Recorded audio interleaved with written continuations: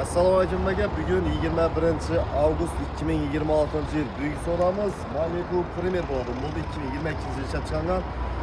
Mamlatdan Hajmovimizga yanagan akşam ham keladilar. 200 mashinani ko'rdi, hamma aylanib ko'rdilar. Oxiri shu mashinada to'xtalib, savdolashib 100% narxga 290 million so'm. 22 yil Premier propan gazlari bilan 63 kilometr keladi. Halabi Hajmovga kelgan. Razımız sonunda da. Yaxshi kunlar to'ylanamiz.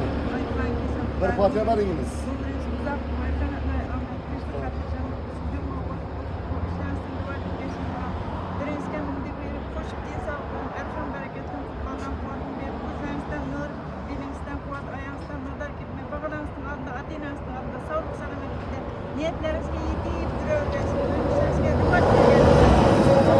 Amin.